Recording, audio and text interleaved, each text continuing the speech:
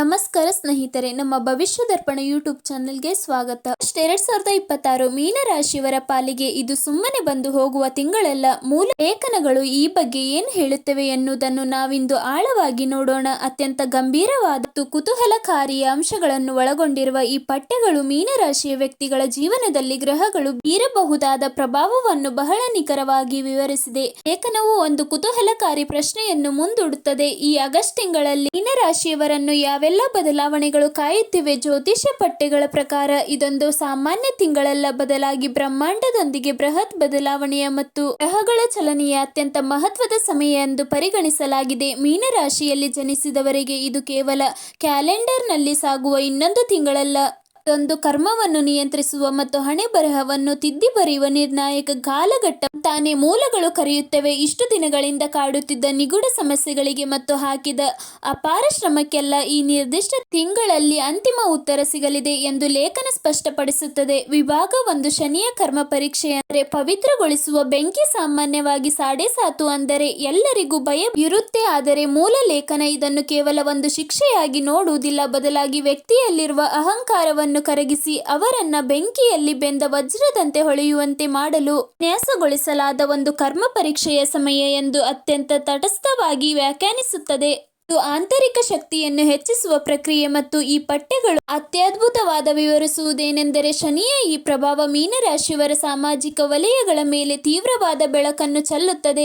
ಅಂದರೆ ಜೀವನದಲ್ಲಿ ನಿಜವಾದ ಸ್ನೇಹಿತರು ಯಾರು ಮತ್ತು ಒಳಗಿಂದೊಳಗೆ ಕತ್ತರಿ ಹಾಕುವ ಗುಪ್ತ ಶತ್ರುಗಳು ಯಾರು ಎನ್ನುವುದು ಸಂಪೂರ್ಣ ಸ್ಪಷ್ಟತೆಯನ್ನು ಈ ಸಮಯ ಒದಗಿಸುತ್ತದೆ. ವಿಭಾಗ 2, ಗುರುವಿನ ದೈವಿ ರಕ್ಷಣೆ ಅಥವಾ ಜ್ಞಾನದ ಕವಚ. ಪಠ್ಯದಲ್ಲಿ ವಿವರಿಸಿದಂತೆ ದೇವಗುರು ಬೃಹಸ್ಪತಿಯು 5ನೇ ಮನೆಯಲ್ಲಿ ಅತ್ಯಂತ ಬಲವಾಗಿ ಉಚ್ಚ ಸ್ಥಾನದಲ್ಲಿ ಕುಳಿತಿದ್ದಾನೆ. ಇದು ಕೇವಲ ಒಂದು ಸ್ಥಾನವಲ್ಲ, ಬದಲಾಗಿ ಶನಿಯ ತೀವ್ರ ಪರೀಕ್ಷೆಗಳ ವಿರುದ್ಧ ಇದೊಂದು ರಕ್ಷಾ ಕವಚ. ಗುರುವಿನ ಈ ದಿವ್ಯ ದೃಷ್ಟಿ ಜನ್ಮ ರಾಶಿಯ ಮೇಲೆ ಧೈರ್ಯದ ಸಂಕೇತವಾಗಿ ಕೆಲಸ ಮಾಡುತ್ತದೆ ಎಂದು ಮೂಲಗಳು ತಿಳಿಸುತ್ತವೆ.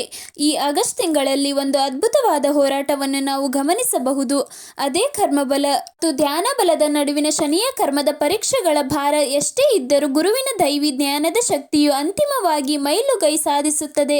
ಕರ್ಮ ಬಲಕ್ಕಿಂತ ಜ್ಞಾನ ಬಲವೇ ದೊಡ್ಡದು ಎನ್ನುವುದಕ್ಕೆ ಈ ಸಮಯ ಸಾಕ್ಷಿಯಾಗಿದೆ. ಈ ರೂಪಾಂತರವು ಪ್ರಕಟವಾಗುವ ನಿರ್ದಿಷ್ಟ ದಿನಾಂಕಗಳನ್ನು ನೋಡೋಣ. ಆಗಸ್ಟ್ 1ರಂದು ಈ ಬೃಹತ್ ಗ್ರಹಗತಿಗಳ ಬದಲಾವಣೆ ಆರಂಭವಾಗುತ್ತದೆ. ವಿಶೇಷವಾಗಿ ಆಗಸ್ಟ್ 25ರಂದು ನಡೆಯುವ ಗುರು ಮತ್ತು ಶುಕ್ರನ ಅಪರೂಪದ ಬುದ್ಧಿಶಕ್ತಿಯನ್ನು ಎಷ್ಟು ಚುರುಕುಗೊಳಿಸುತ್ತದೆ ಎಂದರೆ ಮೋಸಗಾರರ ಅಸಲಿ ಬಣ್ಣ ಬಯಲಾಗುತ್ತದೆ.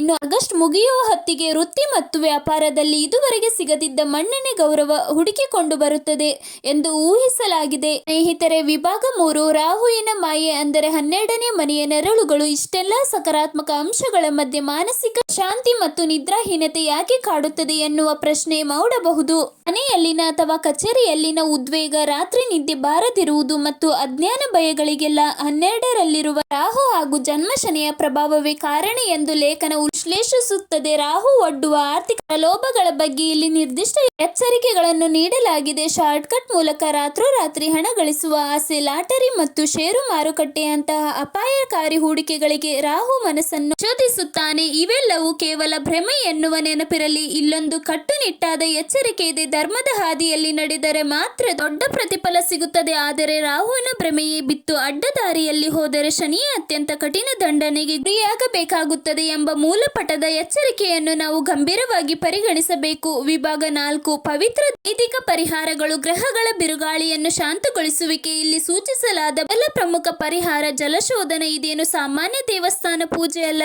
ಜಾತಕದ ಆಳವಾದ ಶಕ್ತಿಯನ್ನು ಜಾಗೃತಗೊಳಿಸುವ ಮತ್ತು ಗ್ರಹಗಳ ತೀವ್ರ ಪ್ರಭಾವವನ್ನು ತಕ್ಷಣವೇ ತಗ್ಗಿಸುವ ಅತ್ಯಂತ ನಿರ್ದಿಷ್ಟವಾದ ಹಾಗೂ ಅಪರೂಪದ ಆಚರಣೆಯಾಗಿ ಇದನ್ನು ವಿವರಿಸಲಾಗಿದೆ.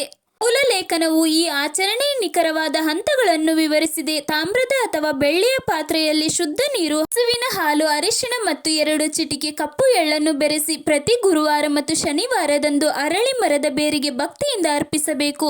ಈ ನಿರ್ದಿಷ್ಟ ಮಿಶ್ರಣವು ಜನ್ಮ ಶನಿಯ ಸಾಡೆಸಾತಿಯ ಪ್ರಭಾವವನ್ನು ಸಾಕಷ್ಟು ಮೃದುಗೊಳಿಸುತ್ತದೆ ಎಂದು ಹೇಳಲಾಗಿದೆ. 2ನೇ ರಹಸ್ಯ ಪರಿಹಾರವೆಂದರೆ ಪ್ರತಿದಿನ ಸಂಜೆ ಪ್ರದೋಷ ಕಾಲದಲ್ಲಿ ವಿಷ್ಣು ಸಹಸ್ರನಾಮವನ್ನು ಪಠಿಸುವುದು ಅಥವಾ ಆಲಿಸುವುದು. ನಿರ್ದಿಷ್ಟವಾಗಿ ಹಾಗಾಗಿ ಈ ಸಂಜೆಯ ಸಮಯದ ಆಚರಣೆಯು ಮನಸ್ಸಿಗೆ ಅಪಾರವಾದ ಶಾಂತಿಯನ್ನು ತಂದುಕೊಡುತ್ತದೆ ಉಲ್ಲೇಖಿಸಲಾಗಿದೆ. ಇನ್ನು ಓಂ ನಮೋ ನಾರಾಯಣ ಎನ್ನುವ ಪವಿತ್ರ ಮಂತ್ರ ಶನಿವಾರ ರಾತ್ರಿ ಮಲಗುವ ಮುನ್ನ ಬಲಗೈ ಅಂಗೈಗೆ ಸ್ವಲ್ಪ ಕರ್ಪೂರ ಮತ್ತು ತುಳಸಿ ರಸವನ್ನು ಹಚ್ಚಿಕೊಂಡು ಜಪಿಸುವ ಈ ಭೌತಿಕ ಆಚರಣೆ ನಿದ್ರಾಭಂಗವನ್ನು ನಿವಾರಿಸಿ ಮನಸ್ಸಿನಲ್ಲಿ ಉಪಹಾರ ಧೈರ್ಯವನ್ನು ತುಂಬುತ್ತದೆ ಎಂದು ವಿವರಿಸಲಾಗಿದೆ. ವಿಭಾಗ 5 ಇದು ಅಂತಿಮ ಬಹಿರಂಗ ನಿಜವಾದ ಸಾಮರ್ಥ್ಯದ ಜಾಗೃತಿ. ಒಟ್ಟಾರೆಯಾಗಿ ಹೇಳುವುದಾದರೆ ಜ್ಯೋತಿಷ್ಯ ಪಟ್ಟವು ಈ ಆಗಸ್ಟ್ ತಿಂಗಳನ್ನು ಕೇವಲ ಕಷ್ಟದ ಕಾಲವೆಂದು ನೋಡುವುದಿಲ್ಲ. ಬದಲಿಗೆ ಮೀನರಾಶಿಯಲ್ಲಿ ಜನಿಸಿದ ವ್ಯಕ್ತಿಗಳು ತಾವು ಯಾರು ಮತ್ತು ತಮ್ಮ ನಿಜವಾದ ಸಾಮರ್ಥ್ಯವೇನು ಎನ್ನುವುದನ್ನು ಜಗತ್ತಿಗೆ ತೋರಿಸಿಕೊಡಲು ಬಂದಿರುವ ಅತ್ಯಮೂಲ್ಯ ಅವಕಾಶವೆಂದು ವಿವರಿಸುತ್ತದೆ ಮತ್ತು ಇದು ನಿಮ್ಮೊಂದು ಆಳವಾದ ಚಿಂತನೆಗೆ ದೂಡುತ್ತದೆ. ನಾವಿಲ್ಲಿ ವಿಶ್ಲೇಷಿಸಿದ